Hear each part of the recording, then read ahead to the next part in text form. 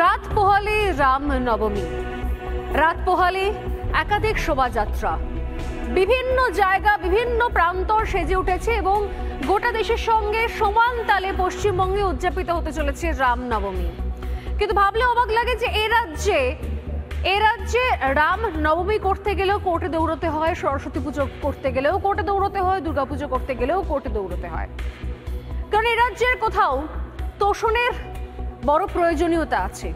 এ রাজ্যে শাসক দল জানে যে তোষণ ছাড়া কোনো কিছুই সম্ভব নয়, কিন্তু তোষণের জন্য শুধুমাত্র পুজোয় বাধা দেওয়া, পুজোয় আটকানো বা অযথা আতঙ্ক সৃষ্টি করা নয়, সঙ্গে আরো কিছু রয়েছে যেরকম আপনারা ভাবতেও পারেন না, শুনলেও অবাক হবেন, আকাশ থেকে পড়বেন। আজ সোজাসুজি স্বর্ণালী শুরু করবো এমন এক তথ্য দিয়ে যা শুনলে আপনি হাসবেন না কাঁদবেন নিজেই বুঝতে পারবেন না। রাম কারো একার নয়, কোনো ধর্ম কারোর একার নয়, কেউ কোনো ধর্মের ঠেকা নিয়ে একা বসে নেই, কেউ কোনো পুজোর ঠেকা নিয়ে একা বসে নেই। আমি প্রায় প্রতিদিনই বলি, কোন তৃণমূল কংগ্রেসের নেতা মন্ত্রী যদি দুর্গাপুজো করেন বা প্রচুর নেতা মন্ত্রী যদি পাড়ায় পাড়ায় দুর্গাপুজো করেন, তাহলেও মা দুর্গা তৃণমূলের হয়ে যায় না। ঠিক যেরকম যদি অন্য কোনো রাজনৈতিক দল রাম নবমীর মিছিল বার করে, তাহলে রাম সেই রাজনৈতিক দলের হয়ে যায় না। এটা আমাদের বিশ্বাস, আস্থা, ধর্মের ব্যাপার। আর এর মধ্যে তৃণমূল কংগ্রেসকে ঢুকতেই হবে, ধর্মের কারবার করতেই হবে, ধর্ম নিয়ে রাজনীতি করতেই হবে। তারপর আরেক ধর্মের মঞ্চে গিয়ে সেখান থেকে অন্য ধর্মকে আক্রমণ করতে হবে, বলতে হবে গান্দা ধর্ম। নবতম সংযোজন একটা বলি আপনাদের, শুনলে আকাশ থেকে পড়বেন। বিজেপির সঙ্গে কম্পিটিশন করার জন্য রামের সঙ্গে কম্পিটিশন করতে নেমেছে তৃণমূল কংগ্রেসের রথী মহারথী, বড় ছোট মেজ নেতারা। আরে লড়াই করবে রাজনৈতিক ময়দানে, তা নয়, লড়াই চলছে ধর্ম নিয়ে। রাম নবমী নাকি শুধুমাত্র বিজেপি করে। রাম তো কারোর একার নয়, রাম নবমী করার অধিকার সবার আছে। তৃণমূল কংগ্রেসের তরফ থেকে রামনবমী হতে পারে, গত বছরও হয়েছিল, রামনবমীর মিছিল বার করতেই পারে, কি যায় আসে, কি সমস্যা আছে? অনেক ওয়ার্ড, অনেক পুরসভা ওয়ার্ড, অনেক এলাকা যেখানে তৃণমূল কংগ্রেসের যারা রয়েছেন, সেখানকার প্রতিনিধি যারা রয়েছেন রাজনৈতিক দলের, কেউ কাউন্সিলর রয়েছেন, কেউ বিধায়ক রয়েছেন, তার দলেও তার এলাকাতেও রামনবমীর মিছিল হচ্ছে। কিন্তু দেখুন কি কাণ্ড, তমলুকের ছবি দেখাবো, কম্পিটিশন করতে করতে, প্রতিযোগিতা করতে করতে কি অবস্থা, কি দুরবস্থা। তমলুকের রাম পুজোর পাল্টা তৃণমূল কংগ্রেসের একটা শ্রেণী তারা ময়দানে নেমেছেন কি নিয়ে? সত্যনারায়ণ পুজো। এই মুহূর্তের ব্রেকিং নিউজও বলতে পারেন, বা এই মুহূর্তে সব থেকে মজার খবর হিসেবেও নিতে পারেন। আমার ভাবতে অবাক লাগে, বিজেপির সঙ্গে প্রতিযোগিতা করতে গিয়ে রামের সঙ্গে, শ্রীরামের সঙ্গে প্রতিযোগিতা তৃণমূল কংগ্রেসের। আর এই মুহূর্তে শুরু করব প্রথম যে ছবি দিয়ে, তা হচ্ছে তমলুকের ছবি। রাম পুজোর পাল্টা, শ্রীরামচন্দ্রের পুজোর পাল্টা এখানে হচ্ছে সত্যনারায়ণ পুজো। রাম পুজোয় বিজেপিকে বাধা পুলিশের, সেখানে শ্রীরামচন্দ্রের আরাধনা করা যাবে না, রাম নবমী পালন করা যাবে না, রাম পুজো করা যাবে না, পুলিশ জানিয়ে দিয়েছে। রাম পুজোয় বাধা দিতে তৃণমূলের পাল্টা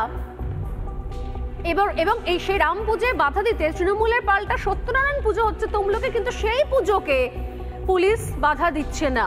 হাসপাতালের মোড়ে, তমলুকের যে হাসপাতাল, সে তমলুক হাসপাতালের মোড়ে সেখানে রামনবমীতে প্রথমে বাধা দেয় পুলিশ। তৃণমূল পুলিশ অনুমতি নিয়ে সেখানে, তৃণমূল কিন্তু পুলিশের অনুমতি নিয়ে সেখানে সত্যনারায়ণ পুজোর প্রস্তুতি শুরু করে। তারপর ভাবতেও অবাক লাগে, সুখী গৃহকোণ ছেড়ে, সত্যনারায়ণ পুজো আমরা সাধারণত বাড়িতে হয়ে থাকে, কিন্তু সেই সত্যনারায়ণ পুজো বাড়ির প্রাঙ্গণ ছেড়ে, গৃহকোণ ছেড়ে শেষ পর্যন্ত নাকি চৌমাথার মোড়ে হবে সত্যনারায়ণ পুজো। নাকি রাস্তার মোড়ে মোড়ে তৃণমূল কংগ্রেস করবে সত্যনারায়ণ পুজো, তাও সেটাও কোন দিন? নাকি রাম নবমীর দিন, রাম পুজোর দিন তৃণমূল কংগ্রেস করবে সত্যনারায়ণ পুজো। বিজেপির রাম নবমীর মঞ্চ মেডিকেল কলেজ, সেই মেডিকেল কলেজ সংলগ্ন একটা মাঠ, সেই মাঠে নাকি, সেখানেই নাকি চৌমাথার মোড়ে নাকি সত্যনারায়ণ পুজো করা হবে। ভাবতে অবাক লাগে। সেই ভিজুয়াল দেখাবো আমি এই মুহূর্তে, সেই ভিজুয়াল দেখাবো যেখানে একটু একটু করে দেখতে পাচ্ছি আমরা যে সেখানে প্রস্তুতি চলছে। এই নিয়ে বক্তব্য রয়েছে।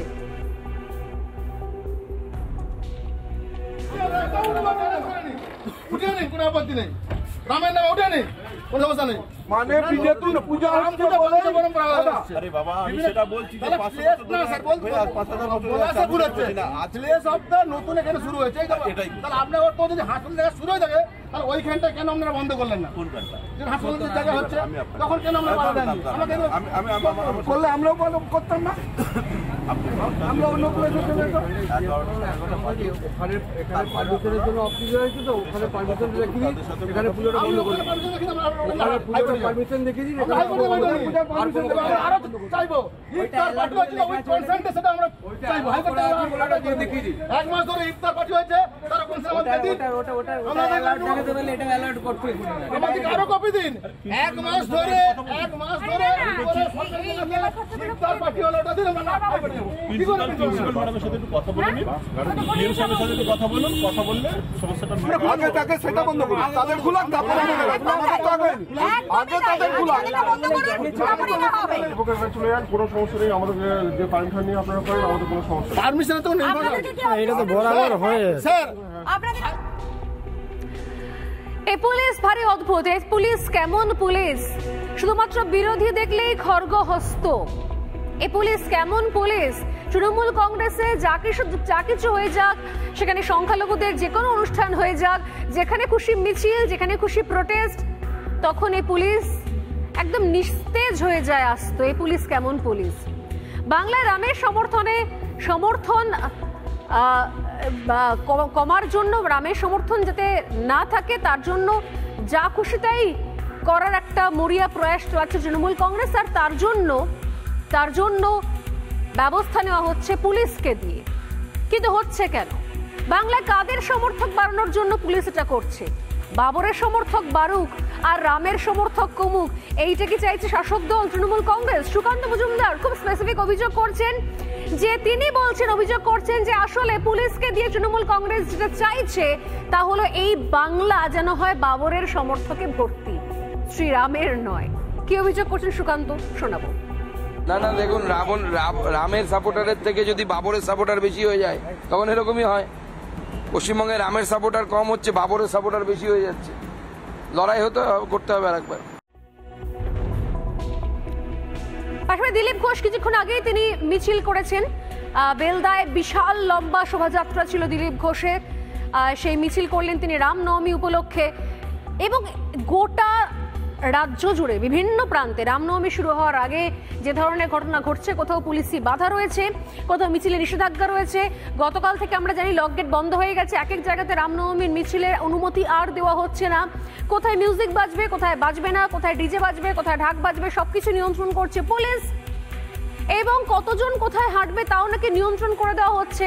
কথা ছিল শুধুমাত্র রুটটাকে অ্যাপ্রুভ করার, অর্থাৎ রুটের অনুমতি দেওয়ার, কোন রাস্তা দিয়ে যাবে তা নয়। যে রুট তৈরি করা হচ্ছে সেই রুটটাকে ভেঙে চুরে নতুন একটা রুট বানানো হচ্ছে, সেই রুটে অনুমতি দেওয়া হচ্ছে বা 11th আওয়ার অনুমতি ক্যান্সেলও করা হচ্ছে। চলছেটা কি বলছেন দিলীপ ঘোষ, শোনাবো একবার। না, সবে তো ট্রেলার শুরু হয়েছে না, আসল ফিল্ম তো কাল দেখা যাবে। আজ যদি কোটি কোটি লোক এখান থেকে মহাকুম্ভ স্নান করতে যেতে পারে, নিজের এলাকায় পা মেলাবেন জয় শ্রীরাম বলে, তাতে তো লোক বেশি হবে। এই গেরুয়াকাই ভয় পাচ্ছে টিএমসির মতো দুর্নীতিগ্রস্ত পার্টি, সাম্প্রদায়িক পার্টি, যারা এত ধুমধাম করে এক মাস রোজা করলো, ইফতার করলো, ঈদ করলো, কোনো সমস্যা হলো না। আর যে জয় শ্রীরামে আওয়াজ শুনছে অমনি বুক শুকিয়ে যাচ্ছে। এইটা চলবে না। হিন্দুদের তাদের উৎসব করতে দিন, নাহলে আমরা করে নেব। যদি কেউ মনে করে দুটো ঢিল পাটকেল মারবে, হিন্দুদের ভড়কে দেবে, রাজনীতির লাভ নেই, এই ভুল ধারণা পাল্টে দিন, নাহলে কিন্তু আমরা পাল্টে দেবো, হিন্দু সমাজ পাল্টে দেবে।